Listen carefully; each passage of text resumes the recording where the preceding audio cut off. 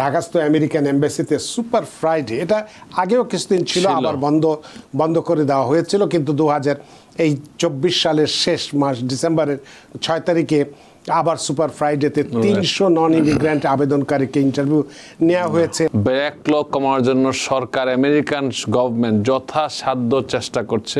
অবশ্যই অনেকের পরামর্শ নিতে পারেন, কিন্তু এটা যেন আমি সবসময় বলে থাকি, রং হেল্প অলওয়েজ হার্ট। অনেকে জানে না কিন্তু হেল্প করার চেষ্টা করে, তার হয়তো সদিচ্ছা আছে, উপকার প্রবণতা আছে, কিন্তু সে হয়তো কাজটা জানে না।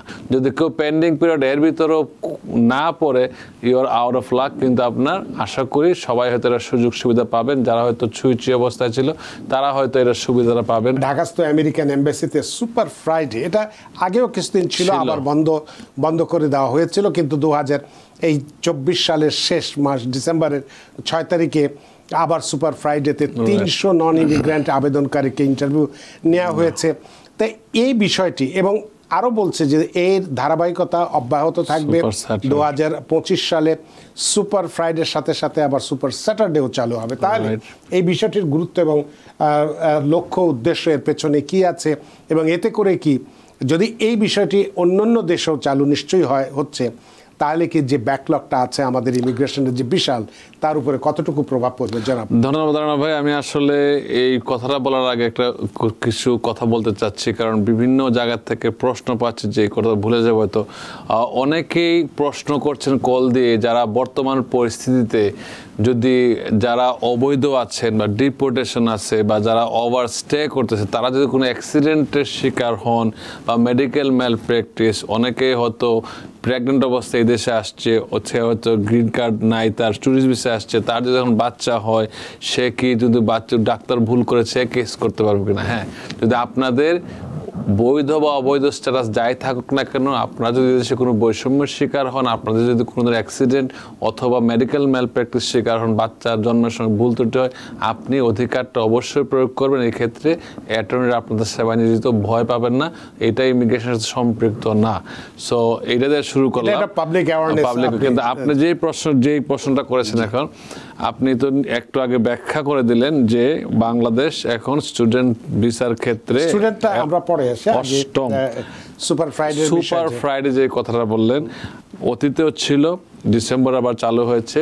এর মাধ্যমে বোঝা যায় যে আমেরিকান এমবাসি অত্যন্ত সচেতনতার সাথে কাজগুলা করে যাচ্ছে। এবং এই যে আপনারা সবসময় বলেন, আমরা সবসময় বলি যে ব্যাকলগ কমানোর জন্য সরকার, আমেরিকান গভর্নমেন্ট যথাসাধ্য চেষ্টা করছে। এবং চেষ্টার দেখতে পাচ্ছেন মাঝখানে যে 2 মাস ছিল, জুলাই আগস্টের ভিসাগুলা তারা অলরেডি কমপ্লিট করে ফেলেছে। হোপফুলি তারা সব কমপ্লিট, যে ব্যাকলগ ছিল। এখন 33%-এর মতো বেশি তারা মানে ভিসা ইস্যু করবে প্রতি বছর। এইভাবে প্রতি মাসে করলে ব্যাকলগটা আমরা কাটানো সম্ভব হবে। কিন্তু যারা এর মধ্যে হয়তো এইজ আউট হয়ে গেছেন বা যাবেন, ওই সিএসপিএনে আমরা কন্টিনিউয়াস কয়েক বছর কথা বলে যাচ্ছি, এটা সবাই এখন বুঝে পেন্ডিং পিরিয়ডটা। যদি কেউ পেন্ডিং পিরিয়ড এর ভিতরেও না পড়ে, ইউর আউট অফ লাক। কিন্তু আপনার আশা করি সবাই হয়তো এর সুযোগ সুবিধা পাবেন, যারা হয়তো ছুঁই অবস্থায় ছিল তারা হয়তো এর সুবিধাটা পাবেন। এবং বয়সের কারণে যারা আসতে পারে নাই, তাদের জন্য তো আলাদা প্রসেস আছে। এতে করে আমাদের দেখুন, একটু পরেই হয়তো আমরা প্রচুর ফোন পাবো, এবং অনেকেই জিজ্ঞাসা করবে, এই প্রশ্নে জিজ্ঞাসা করবে যে আমি এত তারিখে আবেদন করেছিলাম, এখনো পর্যন্ত কোনো পাচ্ছি না, হতাশার মধ্যে আছি।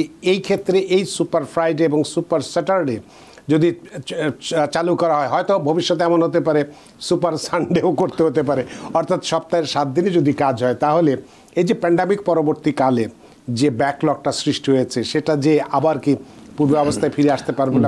ভাই সুপার সানডে বলতে থাকবে না কিছু, কারণ সানডে বাংলাদেশে খোলা, সানডে বাংলাদেশে ওপেনিং। তারা কিন্তু 7 দিনই কাজ করছে আমেরিকান এমবাসি, কারণ ফ্রাইডে বাংলাদেশে বন্ধ, স্যাটারডে বন্ধ। তারা কিন্তু ফ্রাইডে স্যাটারডে কাজ করছে। তখন বুঝেন কত সিরিয়াস তারা কাজ করছে। তারাও চাচ্ছে যে ব্যাকলগ যেন না থাকে।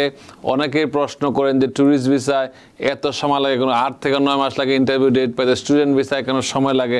কিন্তু এগুলো হচ্ছে চলমান একটা প্রক্রিয়া। আপনারা সবাই জানেন প্যান্ডামিকের সময় কী অবস্থা হয়েছিল। তারপরে ওইটা কাটিয়ে উঠতে না উঠতেই বাংলাদেশের বৈষম্য বিরোধী আন্দোলন হলো, ওইটার জন্য কয়েক মাস বন্ধ ছিল, তারা ডিপার্চার স্টেশন থেকে লিভ করছে তারা। সব কারণে এটা আসলে আমাদের ভাগ্যই বলতে হবে। যারা আমেরিকার সবাই বিশ্বাস করে রিজিকে না থাকলে হয় না, মানুষ বলে যা রিজিক যেখানে আছে আগে পরে সেখানে আসবে।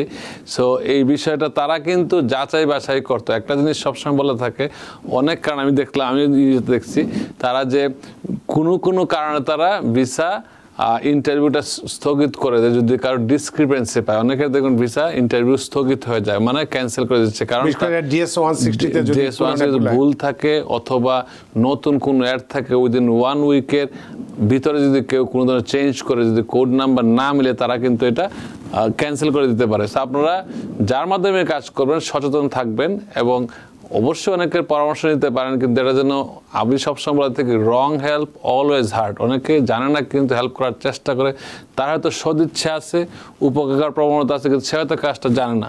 সো রং হেল্প অলওয়েজ হার্ট, এটা আমরা ইমিগ্রেশনের ওয়েবসাইটে লেখা আছে এবং আমাদের কোর্টে যখন যায় সবসময় লেখা থাকে রং হেল্প অলওয়েজ হার্ট। কাউকে ভুলভাবে সহায়তা করার চেষ্টা করবেন না, যারা জানে তাদের কাছে যাবেন। নিউ ইয়র্ক থেকে সম্প্রচারিত TVN 24 টেলিভিশন, বিশ্বজুড়ে বাঙালির কণ্ঠস্বর।